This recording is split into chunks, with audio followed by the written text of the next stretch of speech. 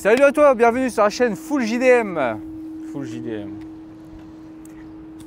Aujourd'hui il y a le t-shirt, moi aujourd'hui je n'ai pas le t-shirt. Ouais, on nous a demandé est-ce qu'on allait vendre des t-shirts Full JDM. Oui. C'est en cours. On y réfléchit encore. On y travaille. Pourquoi Full JDM en fait? Bah JDM, Japanese Domestic Market. Voiture japonaise. Exclusivement. Voilà, tout simplement.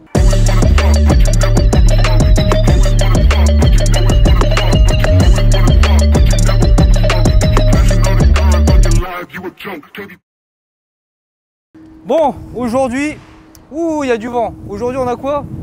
Heureusement qu'il y a l'aileron pour que la voiture reste avec le vent qu'on a aujourd'hui. Oh putain. Bon, on va vous demander un maximum de pouces bleus et de commentaires pour cette vidéo parce que là, on va laisser la séquence. L'appareil est tombé. Ouais. L'écran de l'appareil, il est explosé. Photo qui coûte très cher. Et l'écran du micro, il est défoncé aussi. Donc on vous mettra une photo ou même une vidéo. Donc ça nous fait chier, mais on est professionnel, on continue la vidéo. En plus, juste avant, je disais quoi? Ouais, l'aileron, il va stabiliser la voiture et bam! Il n'a pas stabilisé l'appareil photo. Ouais, faut mettre un aileron sur l'appareil photo. C'est tout, on continue, c'est la vie, c'est comme ça. Bref, alors aujourd'hui, on a...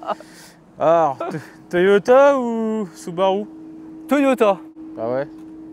On va aller vite, on va faire notre petit Shifumi pour savoir qui est-ce qui présente la voiture.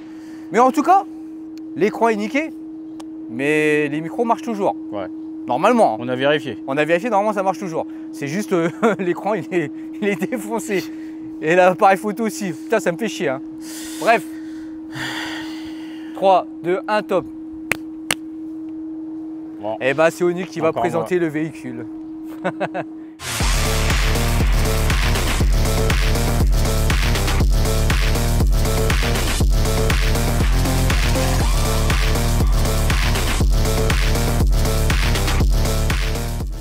Bon, aujourd'hui, je suis avec Ben.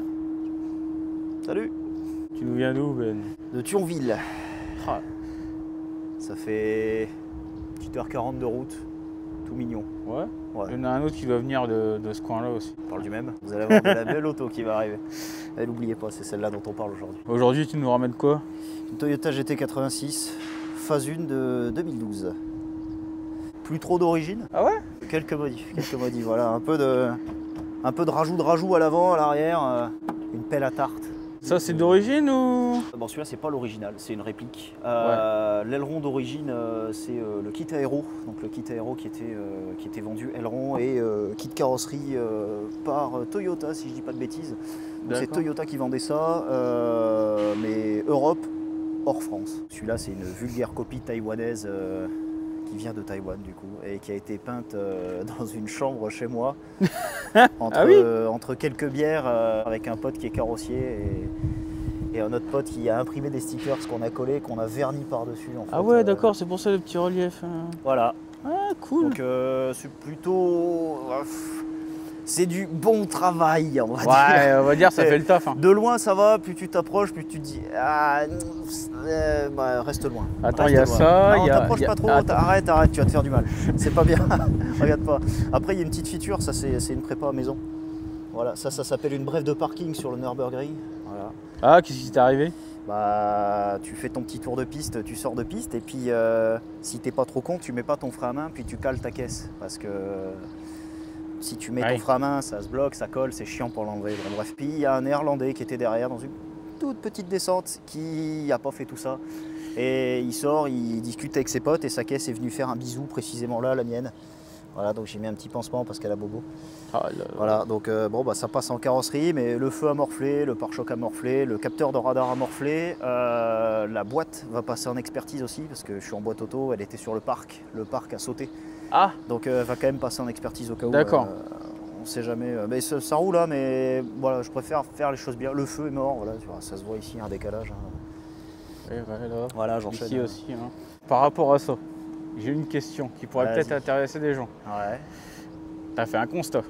Yes. Avec un étranger. Avec un Néerlandais. Comment ça se passe quand tu tapes à l'étranger avec quelqu'un d'un autre pays? Alors, donc j'ai tapé avec un étranger et tous les deux, on n'est pas du pays initial où on a tapé, donc on est dans le même. Donc ça fait partie de l'Union européenne. Et vu que c'est le constat européen, en fait, il a rempli sa partie avec les infos qu'il a. Donc il avait son constat, lui, ce qui lui permettait d'avoir la lecture en néerlandais et d'écrire sur celui qui était en français pour moi. Donc d'accord, c'est les mêmes, mais c'est pas exactement. Donc son constat néerlandais et le constat français étaient identiques, c'est exactement les mêmes. Moi j'ai rempli ma partie, il a rempli sa partie. On a signé, on s'est fait un bisou, on a mis un pansement sur la voiture et chacun s'est barré en colère de son côté. Donc pour celui qui tape à l'étranger, avec quelqu'un qui fait un constat, vous inquiétez pas. C'est les mêmes. Ne tapez pas en fait, évitez de taper. Mais vraiment, c'est chiant. C'est chiant parce qu'après, faire un dépannage hors France pour un véhicule français, c'est pénible. Alors moi ça va, je suis en tout risque. Elle est assurée tout risque, elle est assurée pour la piste, elle est assurée pour tout. Mais taper en dehors de la France, ça peut revenir cher.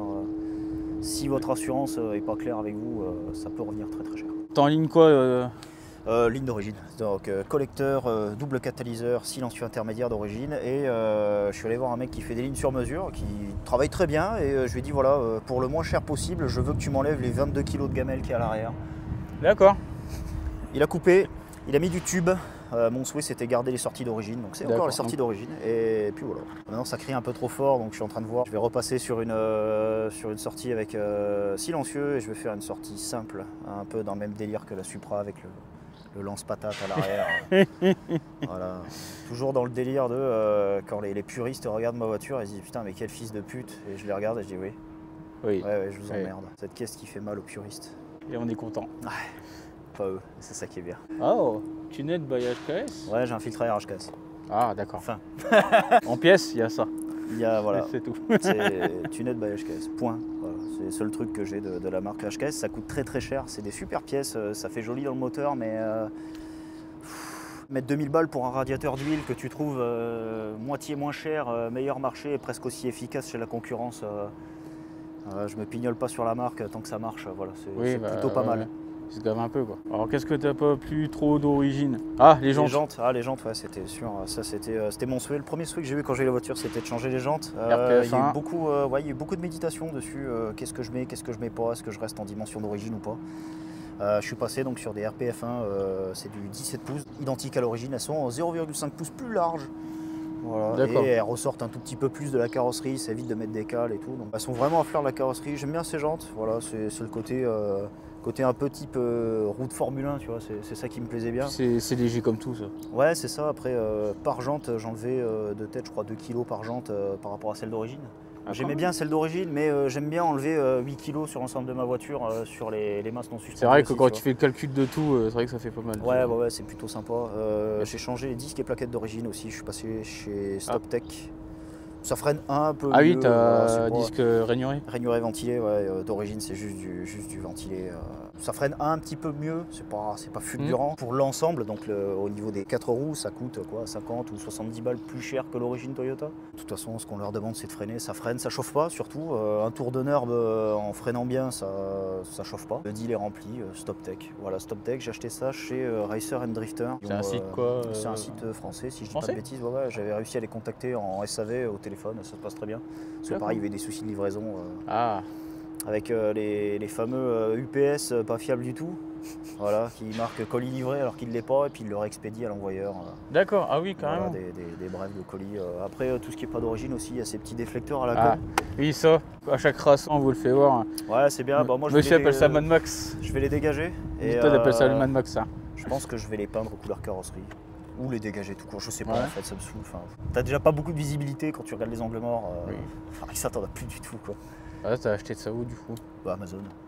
Amazon, c'est collé au 3M. Il y a un monde où le mec derrière moi, il prend un truc en plastoc dans la gueule sur route et puis et je partirai très vite. Non, je m'arrêterai, c'est pas bien si. C'est pas gentil. Il faut être un bon citoyen et quand tu fais une merde, il faut s'arrêter, mettre un petit mot. N'est-ce pas le monsieur qui a frotté mon rétro au McDo ce midi? Voilà, bon, ça se voit pas trop heureusement. Ouais. C'est pas très gentil de sa part, il s'est pas arrêté. Bon, de toute façon, l'ensemble de la caisse est frotté, de toute façon, j'en ai plus rien à foutre. De toute façon, elle va sur piste, elle roule bien, elle est pas morte encore. La lame. Oui, ce truc là qui dépasse. Voilà, Francis, la lame de son prénom. Ah. Voilà, ça c'est pareil, ça fait parler en rasso, les mecs viennent voir. Tu t'appelles Francis? Non. Ça c'est le petit Speed Hunter là. Non, c'est le petit stickers des barges Ozoku. Ah bah oui, c'est vrai. Elle est clean ta caisse. Ah oui, c'est vrai. Ça c'est le petit truc rigolo de Honor, des Japs sont venus me voir et ils m'ont dit votre voiture est propre. Et ils m'ont montré le stickers, parce qu'ils ont dû traduire je pense. Ça a été fort hilarant, ils sont venus, ils ont fait des photos devant la bagnole parce que j'avais marqué ta voiture est propre en japonais dessus. Voilà. Ils étaient contents, ouais, ils ont bien rigolé, moi aussi. T'étais content de ta connerie. Ouais. Pour le coup que ça fasse rire quelqu'un, je suis très content. Ouais. J'aime bien. Tout ce qui est lame, bas de caisse et les diffuseurs arrière que j'ai enlevés depuis le choc, ça vient de chez Maxton Design. D'accord. Si je dis pas de bêtises, ils produisent en Pologne. Ah. Puis après, ils t'envoient des pièces qui sont manufacturées. Ça se monte, hein, mais faut ni être précis, ni être patient, ni être méticuleux, parce qu'en fait, ils disent 2 heures de montage, au final, tu passes la journée. T'adaptes à mort, quoi. C'est ça, donc c'est bien sans trop l'être. Qu'est-ce que tu veux voir de plus là-dessus? Les stickers, c'est un petit stickers Night Kizoku. Ça, c'est la famille, ça, c'est la maison. Ah, le Gritted Crew, tu connais? Ouais. Je crois ils ont arrêté, si je dis pas de bêtises. Ouais, il y en a qui sont un peu éparpillés, quoi. Ouais, c'est compliqué. Quand tu prends une région comme le Grand Est et que tu fais un crew sur tout le Grand Est, c'est compliqué de rassembler et de galvaniser tout le monde au même point, c'est compliqué. C'est ça. On avait quelques-uns sur Reims, mais je les ai vus peut-être 1 ou 2 fois en rasso, j'ai acheté un sticker. Voilà, Ils sont plus de Reims maintenant. Voilà, ceci explique cela.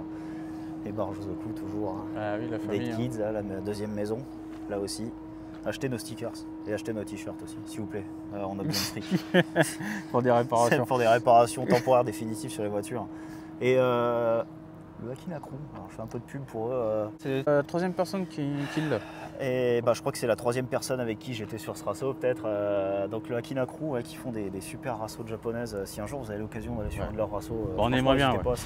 Franchement on aimerait bien y aller. Le Akina Crew, vraiment, si vous qui faites pas mal de japonaises, c'est l'occasion, allez-y. Allez-y, c'est fun. La route est bien pour y aller. Voilà, les bagnoles sont belles, t'as de tout. Et quand je te dis que t'as de tout, t'as de tout. Vraiment, t'as. C'est quoi? C'est qu'une soirée, hein? C'est qu'un soir, mais vraiment, les mecs débarquent avec t'as tout ce qui peut se faire de japonais dans le coin qui débarquent. On va passer à l'intérieur? Allez, passe à l'intérieur. C'est une 2+2 en place. Donc 2 places à l'avant, ouais. Et 2 places, comment dire, à l'arrière. Ouais, 2 places. Elles sont là, quoi. Ouais, ils ont essayé, quoi. Ils ont tenté, ils ont fait un truc. Ils ont dit, ouais, les gars, faut absolument qu'on fasse une... Ouais, c'est ça. En fait, ils ont voulu à tout prix faire une 2+2, alors qu'une simple coupée 2 places aurait suffi, quoi. L'intérieur, je crois que j'ai rien fait, à part... j'ai changé peut-être le pot de vitesse, j'ai mis Pokéball, parce que Pikachu, c'est rigolo. Ah ouais? T'es de quelle année, toi? De 94. Oh, t'es plus J'ai grandi avec moi. Pokémon, ouais, je sais. Bientôt la trentaine. Quelques stickers à la con, le badge barge Ozoku. Un foulard qui vient des États-Unis, qui a été vendu avec un volant qui normalement va sur la GT86. Un volant tulipé en édition limitée de 86 Squad, que je ne monte pas parce que j'ai toujours été passionné par rester en vie avec des airbags. Voilà, donc j'ai un volant affiché chez moi qui est au-dessus de mon PC qui sert à rien. Voilà, et puis après quelques petites merdes. Bon, j'ai mis une LED rouge à la place de la lumière à l'intérieur. Ah ouais? Petite poignée avec un détecteur de trous. Tsurikawa. Voilà. Ça j'aime bien ça. Là, c'est pour faire parler les féministes. Elles n'aiment pas. Les portes tiennent pas, c'est une horreur. Là tu vois, elle me tape le cul, ça fait 3 fois. Vraiment genre là, hop, voilà. Ça c'est d'origine. Les manos? Non. Non, on en reparlera après. Normalement là il y a une ventilation. Il y a 2 soucis sur cette voiture qui sont relativement pénibles. C'est le fait que déjà tu n'as aucune télémétrie à l'intérieur. C'est-à-dire que la seule chose que tu peux vérifier, sur la phase 1 du moins, c'est ta température de flotte, ton essence, et ça s'arrête là. Voilà. D'accord.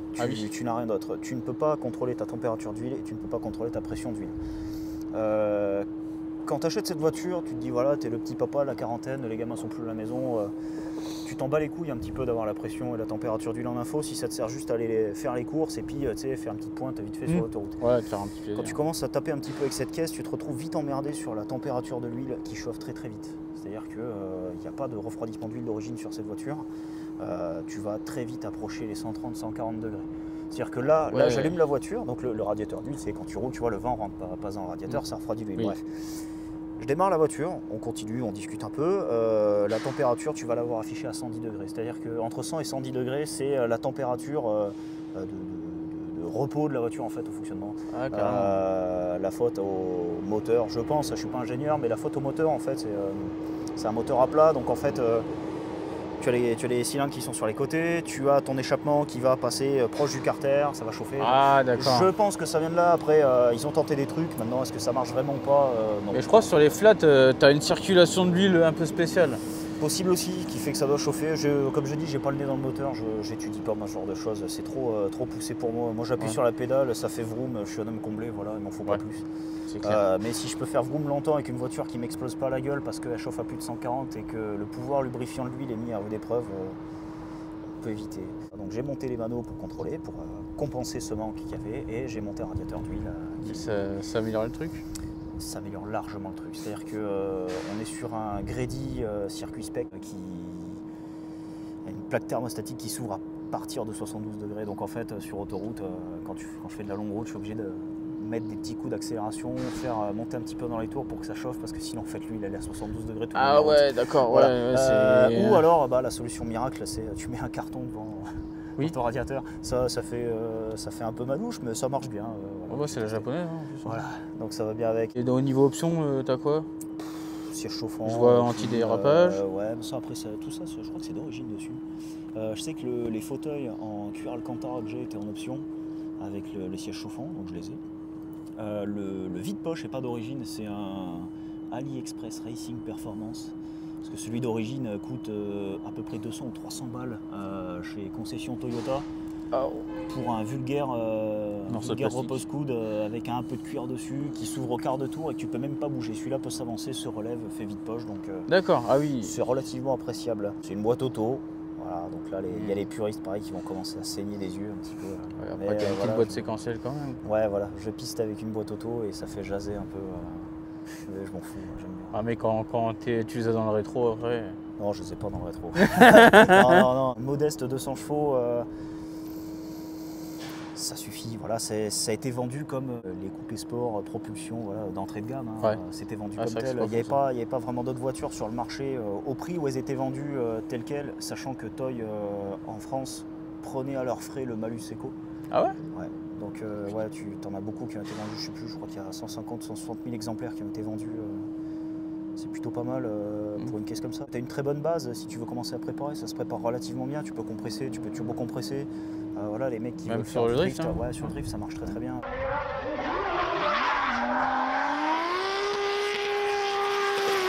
Même juste un modeste turbo, tu peux sortir 300, 400 chevaux sans pression là-dedans, sans avoir obligation de forger à l'intérieur. Et sans problème.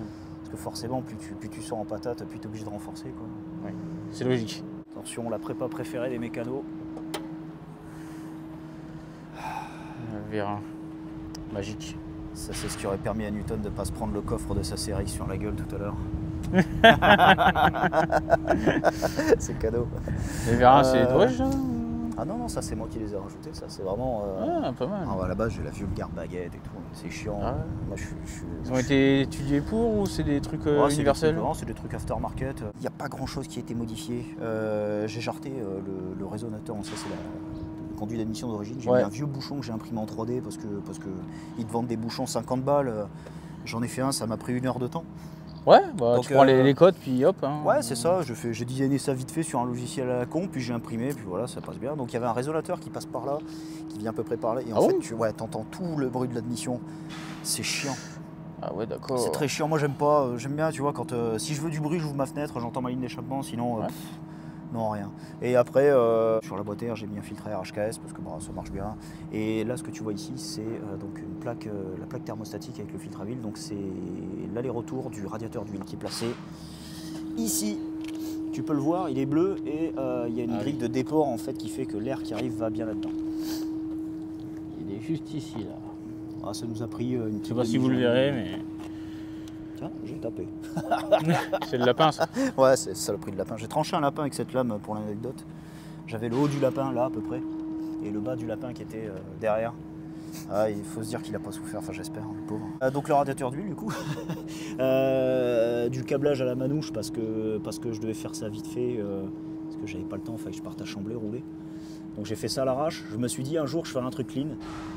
Ça fait 6 mois. Ouais, je crois. c'est ça. Ça fait combien de temps? Ça fait 6 mois. Et donc là, ici, tu vois, avec ça, c'est made in Barjozoku. Ça, c'est ma sonde de pression d'huile pour le mano.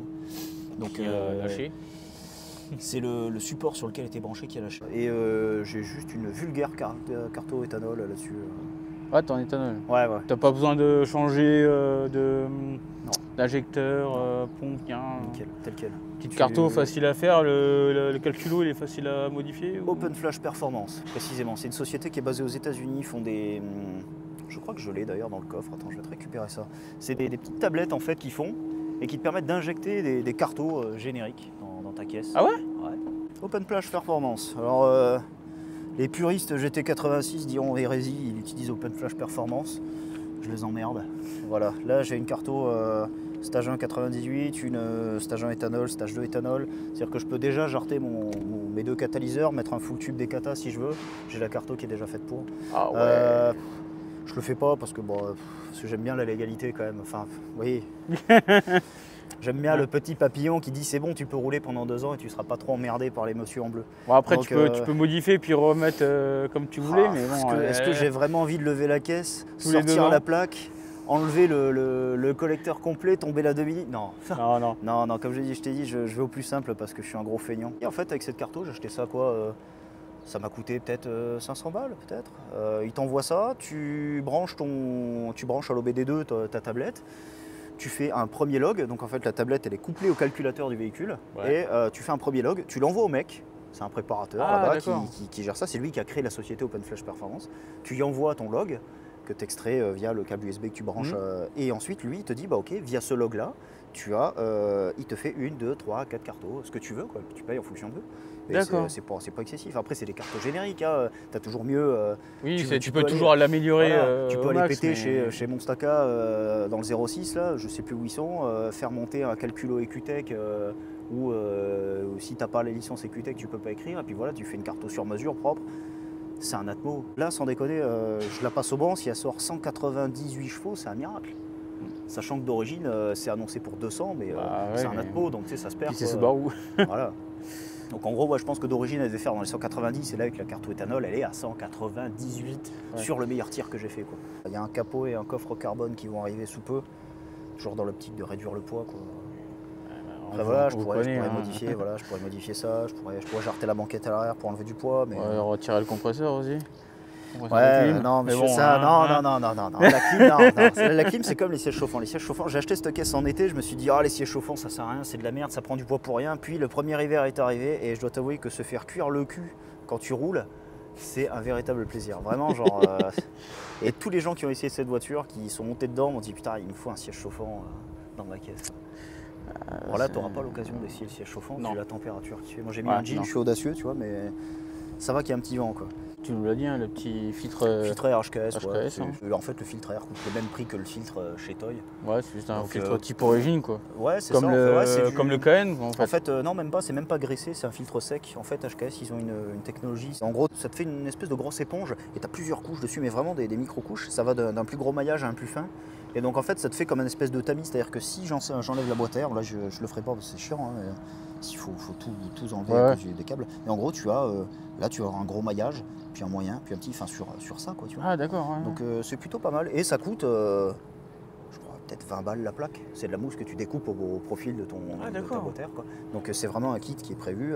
Quand tu l'achètes la première fois, tu as ta mousse qui est déjà prédécoupée, ta plaque qui va précisément dans cette boîte à air là. Et en fait, après, tu rachètes juste de la mousse et tu découpes. Ah, d'accord, ouais, c'est réutilisable. Ouais, c'est ça. Et en fait, ta mousse, ça coûte 20 balles, quoi. Donc le prix du filtre chez Toy, quoi. Bien, ça apporte pas grand chose à part un petit peu plus d'air au moteur. Voilà, t'as des mecs qui disent bon bah ça respire mieux. Oui, moi je le vois pas, je l'entends pas, je le ressens pas.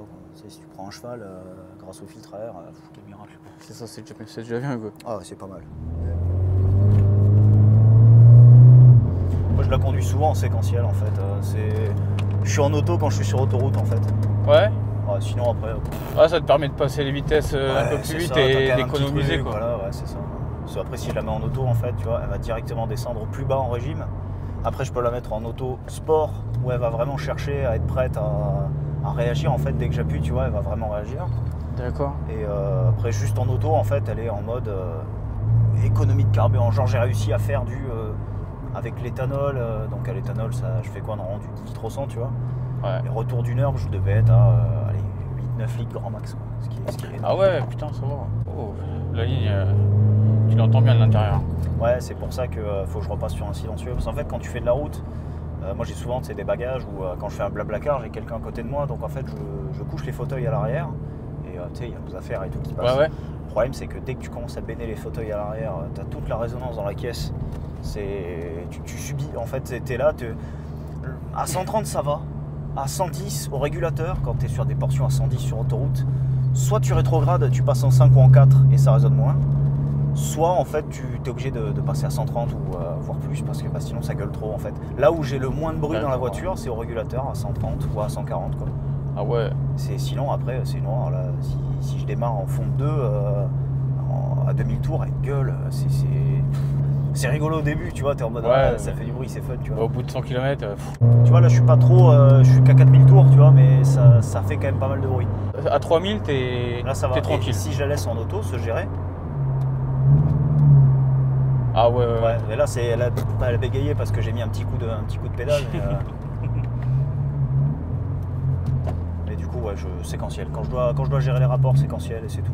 Alors pourquoi une boîte auto et pas une boîte manu? Parce que j'ai dit fuck à mon ex avec qui j'étais paxé à l'époque, parce qu'elle voulait une 4 places, une 4 portes. Ouais. Le deal c'était t'inquiète, il y a 4 places dans celle-là. Bon, autant te dire que je l'ai niqué. La pauvre, c'est méchant. Ouais, c'est pas grave. Elle mérite. Et non, c'est faux.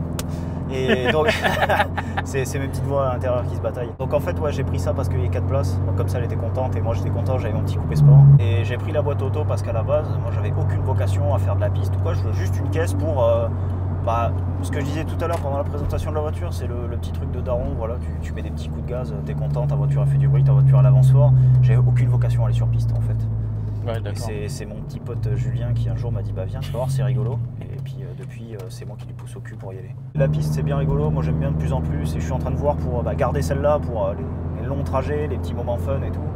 Et me trouver une petite pistarde, donc je regarde un petit peu tout ce qui peut se faire. Tu irais plus sur quelle marque? En fait c'est pas de marque, tu vois, je suis en mode je m'en bats les steaks quoi. Il y a, quand on était sur le NURB le week-end dernier, il y avait un mec qui était avec nous avec une Ford Focus, une MK1. Ah oui. 130 chevaux, 2 litres, voilà, le mec il s'en tamponne, il fait sa vie et ça se passe très bien quoi. Tu vois, donc je me dis au final tu trouves n'importe quelle merguez à 1000 briques, tu vois, tu la pètes, tu t'en fous, tu rentres en bus, t'as rigolé avec tes copains, voilà, c'est. Puis t'en rachètes une autre derrière. Et t'en rachètes une autre derrière, voilà, c'est ça le truc. Toi t'étais parti pour la rouler vraiment tous les jours? À la base, ouais, c'était un délice de caisse. Et puis ça a commencé à partir en couille. Il y avait déjà eu des prémices, tu vois, il y avait une demi-ligne en full tube, il y avait des conneries, tu vois. Mais c'était toujours en mode, voilà, ça nous permet d'aller voir nos familles respectives dans le sud tranquillement, quoi. Ouais. Il faut savoir que cette voiture-là, c'est une architecture commune entre Subaru et Toyota. Donc Subaru et Toyota, ils font partie du même groupe. C'est le groupe Toyota, si je dis pas de bêtises, Toyota, Subaru, Lexus. Je sais pas ce qu'ils ont d'autres, ils ont des marques de bécanes et tout, mais je suis pas trop penché sur le truc. Bref, c'est un peu comme le groupe Vague, tu vois, ils ont plein de marques. Ouais. Et en gros, cette voiture-là, c'est une architecture commune entre Subaru et Toyota. Donc en fait, elle est vendue aussi chez Subaru sous le sigle BRZ. Et il faut savoir qu'en fait, il n'y a absolument rien qui change entre les voitures, si ce n'est que sur la phase 1, il y a un pare-choc différent à l'avant, un bouclier qui est un peu différent. Et après, c'est pas marqué 86, c'est marqué BRZ un peu partout. Et tu as les suspensions qui sont beaucoup plus rigides sur la Subaru que sur la 86. En gros, ils voulaient que la Toyota soit plus axée drift, je pense, et la BRZ plus axée en gros grip, tout ça. Et aux États-Unis, elle était vendue en entrée de gamme, donc la marque Sion, sous le sigle FRS, jusqu'en 2016. Et passé la phase 2, donc 2016-2020, ils ont vendu ça sous Toyota 86 uniquement. Et ils ont, aux États-Unis, ils ont une pièce perf entre guillemets sur le collecteur d'admission qui leur permet d'avoir quelques chevaux de plus. Voilà, que tu peux faire monter sur les. Mais il faut le monter sur les boîtes manuelles, sur les autos ça passe pas. Tu vois, on est déjà presque à 90 km/h, c'est énorme. Hein. Ouais, ça répond bien, dis donc. Ça répond pas mal. C'est plutôt simple. Ah, ça descend. Et ça freine très bien. Oui. Voilà. Donc, tu vois, ça marche bien. Là, si je dois freiner avant le virage. Oh oui. Ah, j'ai un truc qui est passé sous mes pieds. Attends. C'est rien. On me rend compte là, sur le trajet en venant, il y a le ralenti qui va rester instable. Si je pile vraiment à m'arrêter, la caisse va caler. J'en suis sûr. Ah bon elle descend en dessous des 400 tours minute. Je viens de le voir là, quand j'ai freiné un peu, j'ai été obligé de relâcher le frein parce qu'elle est calée. Comment ça se fait? Je sais pas. La boîte a 130 000 bornes, elle a pris un pet, forcément, c'est quand, le parc a sauté. Est-ce que c'est ça? Est-ce que c'est parce que je suis un abruti et que je fais pas les vidanges quand il faut sur la boîte? Ça peut être ça aussi. Hein.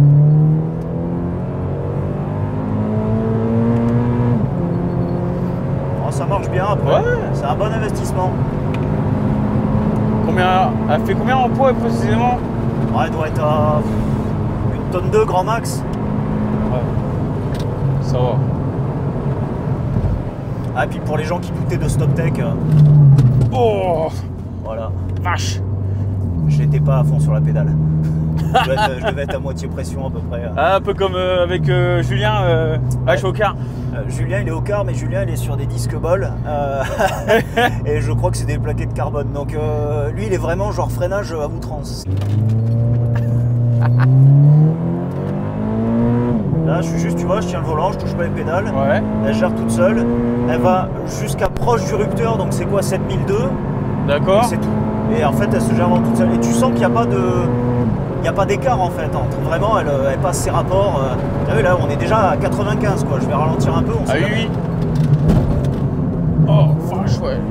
Et en fait, vraiment, quand tu freines avec la boîte gérée en auto, dès que tu piles, elle va immédiatement rétrograder pour déjà profiter du frein moteur et pour surtout avoir accès au... Si jamais tu dois repartir, être déjà haut dans les tours. Parce que vu que c'est un Atmo, t'as la patate.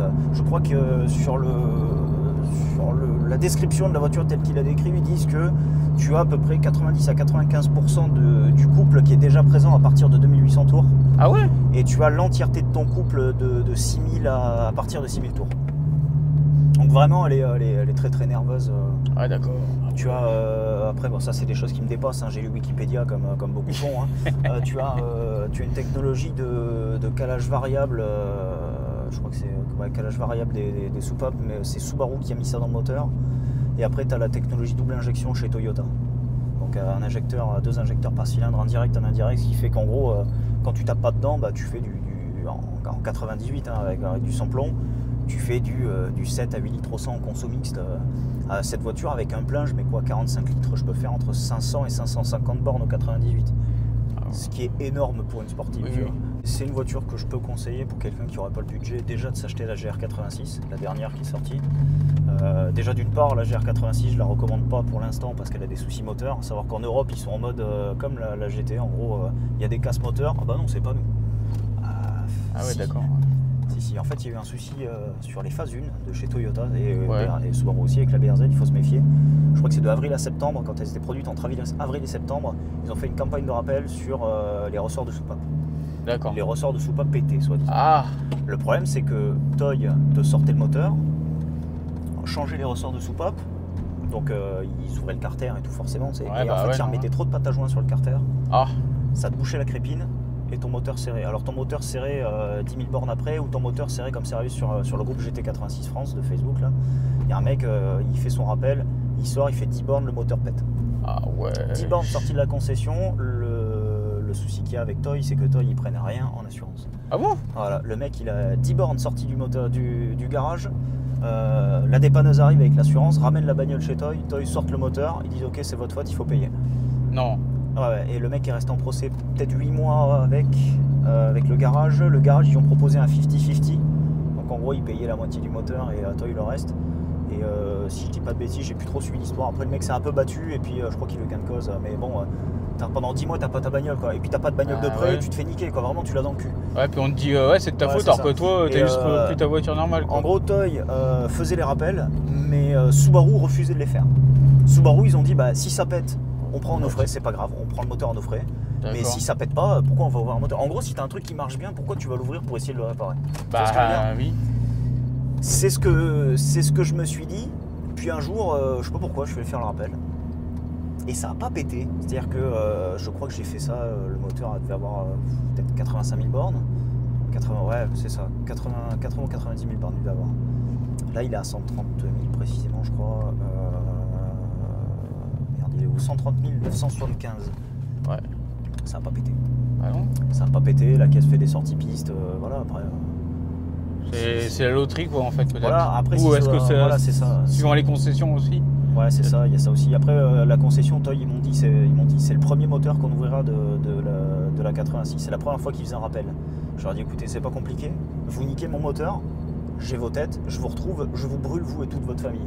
Si vous mettez votre meilleur mécano sur ma bagnole, vous mettez les meilleurs outils, je veux tout, je veux que ce mec là il ait une prime à la fin de l'année, d'accord. Si mon moteur est bon, je veux que ce mec là il ait une prime. Bah, bon, oui. je sais pas s'ils l'ont fait, mais en tout cas ils ont peut-être eu peur que je brûle leur famille parce que ma voiture fonctionne encore.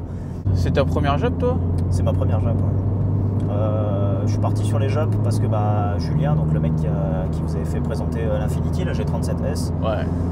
c'est un gars que je connais depuis un petit moment, avec qui je m'entends plus que bien. Et en fait, j'avais dit, je cherche une voiture, voilà, j'aimerais acheter une petite sportive.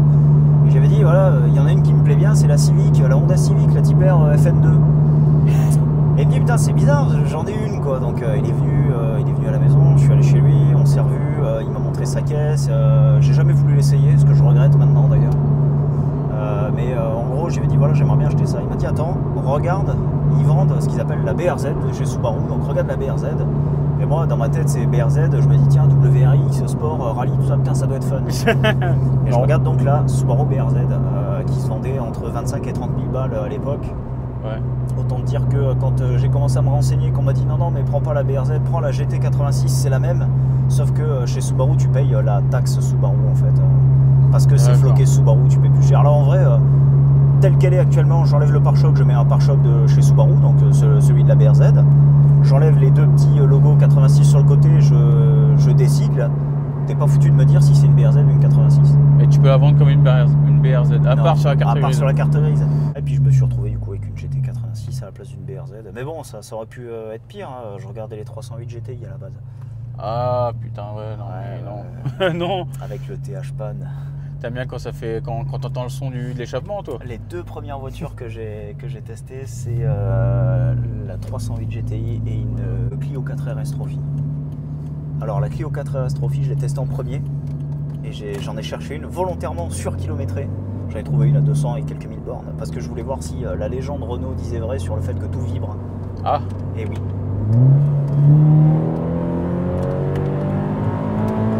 Tu vois, on s'insère très bien sur les voies d'insertion avec ça, c'est ça qui Ouais. arrive. Les gens qui se décalent pas, c'est super en fait. Voilà, du coup, t'accélères un coup puis ça passe. Avant ça, j'avais une Citroën C4, le 90 HDI. Ça marchait bien, mais en fait, j'étais sur la Côte d'Azur et je me faisais gratter partout et n'importe quoi en fait. Donc j'ai dit, ouais, je vais prendre une sportive et tout. Je me fais doubler par plus fort maintenant, c'est tout. Donc moralité, restez humble, c'est pas parce que vous avez 2000 chevaux que vous êtes le meilleur du monde. Voilà. Et accélérer en ligne droite, c'est bien, tout le monde sait faire. Maintenant, c'est clair. tenir une vitesse élevée dans une succession de lacets ou sur piste, comme je fais, c'est pas donné à tout le monde. Même moi, tu vois, je dis piste, mais je suis pas un arsouilleur pour autant. Hein. Non, bah non. Comme je dis, je roule avec une caisse à 20 briques. Si je la pète demain, je suis en BM double pied, c'est pas trop kiffant. Quoi. Donc voilà, je fais gaffe quand même. Faut rester raisonnable quand même. Oui. Pas trop en faire non plus. Voilà, rouler sur piste, rouler un peu fort, rouler dans l'école, c'est rigolo. Voilà, rentrer à la maison, faire un bisou à maman, c'est pas mal aussi. Quoi. Tu sais, t'as toujours des mecs qui vont débarquer en rasso. Ouais, mais t'as que 200 chevaux, c'est une caisse de merde. Moi, ma Golf, elle attend, oui, mais c'est bien. C'est bien. Va et t'en là-bas. fais quoi? Voilà, t'en fais quoi? Tu fais du parking, très bien, super. Donc t'es content de tes 300 chevaux parking, quoi. C'est bien. Non, mais oui, ouais, pourquoi pas, après tout. Oui, c'est bien, mais voilà, t'as toujours le mec qui va trouver quelque chose à redire. C'est pour ça, tu vois, que ma caisse, je la fais comme je veux. Il y a des nibards ici, il y a des trucs affichés partout. Voilà.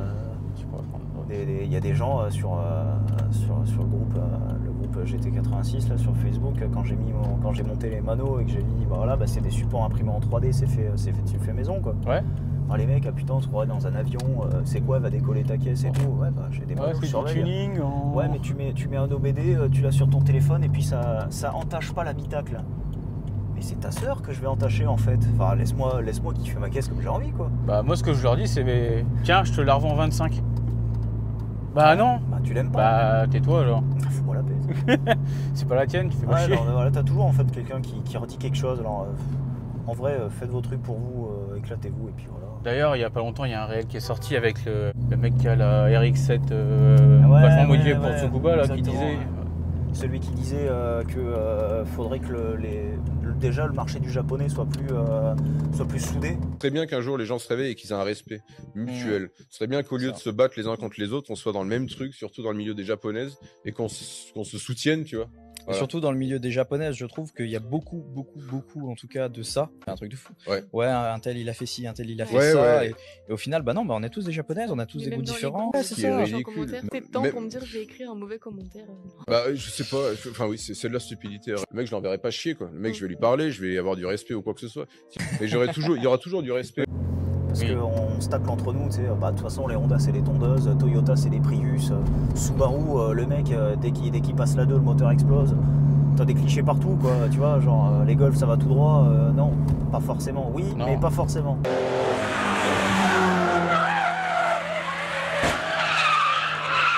Oui. Il y a du bon partout, mais il y a du connard partout. Le problème c'est qu'en fait on donne du crédit aux connards qui gueulent. C'est comme dans tout, c'est comme tout ce qui est politique en ce moment, comme tout ce qui est réforme en ce moment.